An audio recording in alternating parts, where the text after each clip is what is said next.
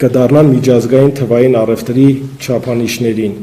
Մյուսը, որ մենք ունենք եւ եկել ենք այս անցյալ տարի հասել ենք ավարտին, չնայած գործողությունը սկսվել էր դեռևս 22 թվականից, դա Ռուսաստանի Դաշնության բուսասանիտարիայի բնագավառում Argus Phytos եւ Հայաստանի Հանրապետության Arphytos ինֆորմացիոն ավտոմատացված համակարգերի ինտեգրման աշխատանքներն են։ 2025-ին գործընթացը արդեն ավարտվել է, մեկնարկվել է տեղեկատվության փոխանակման գործընթաց։ Փետրվար ամսին մենք կունենանք ռուսական կողմից հյուրեր, որոնք կգան եւ թվայնացումը արդեն կբերենք վերջնական ավարտի։ Մենք արդեն աշխատում ենք իրական միջավայրում եւ համարում ենք ավարտած եւ ամփոփվելով մեր առաջիկա հիմնական անելիքներն են թվայնացման շարունակականությունը, սպանդանոցների վերահսկողության խստացումը, պեստիցիդների նկատմամբ վերահսկողությունը, հաստ համակարգի պարտադիր կիրարկումը եւ ռիսկերի գնահատման համակարգի կատարելագործումը։ Շնորհակալություն, որ լսեցիք, չընդատեցիք, հիմա պատրաստ եմ պատասխանել ձեզ հետաքրքրող եւ հուզող հարցերին։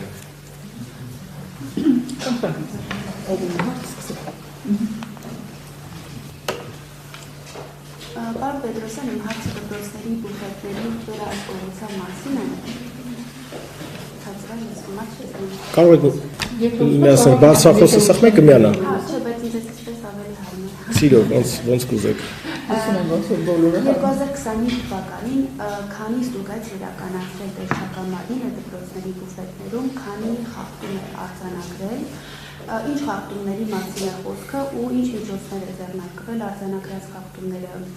խախտումների դեպքում։ Ես շարունակեմ։ Դպրոցների բուֆետների գործունեության վերահսկողությունը մասամբ է կարգավորված, դա նաև փաստում են կրթության նախարարությունից։ Ինչպիսի միջոցառումներ է նախատեսում տեսչական մարմինը ապահովելու, որ դպրոցների տարածքներում վաճառվող սնունդը համապատասխանի սահմանված նորմերին եւ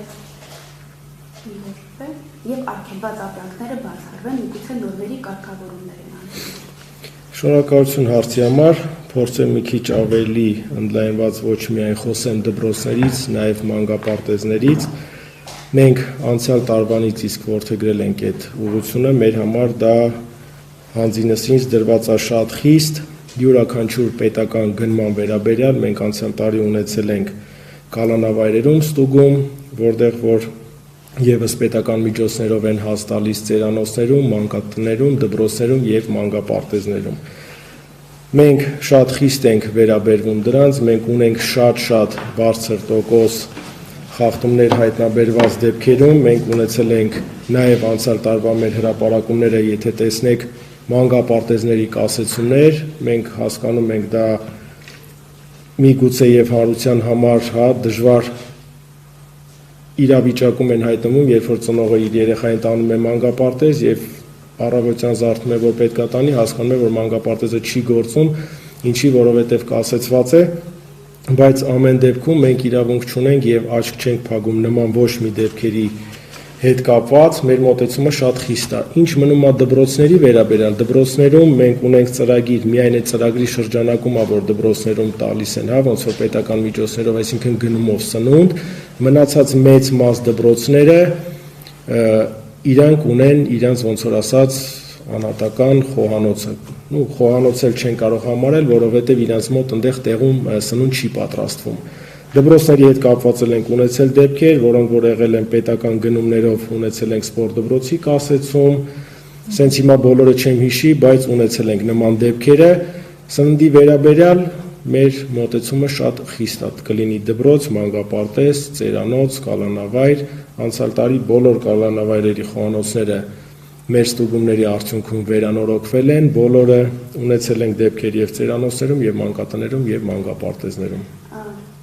Պարոն Պետրոսյան, բայց իմ հարցը մասնավորապես բուֆետների գործունեության մասին էր, վաճառվող սնունդը։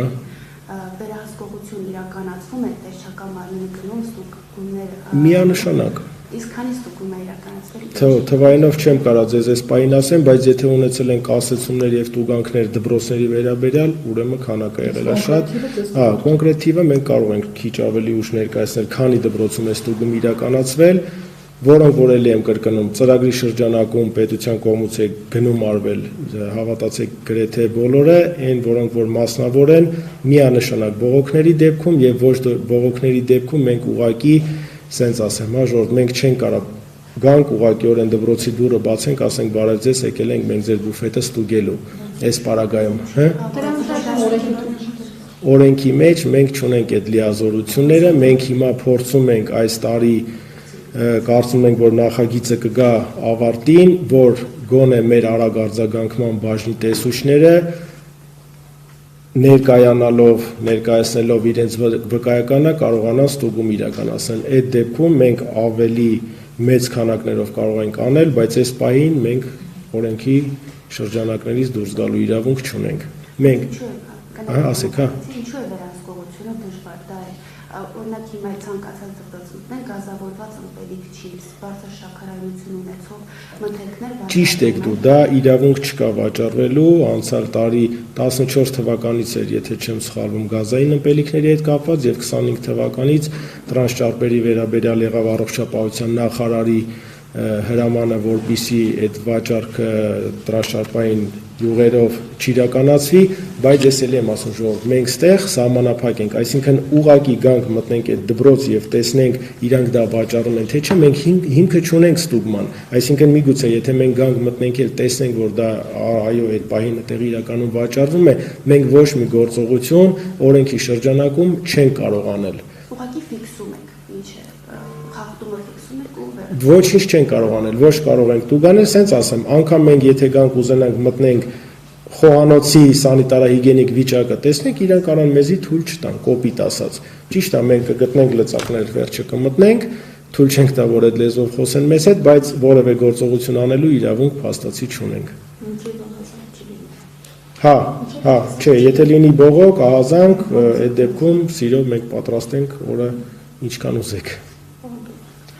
Հարցս վերաբերում է ճիշտ ասած խանութներում ժամկետնանց կիլոգրամով վաճառվող, ասենք, արևային հրուշակեղենի կամ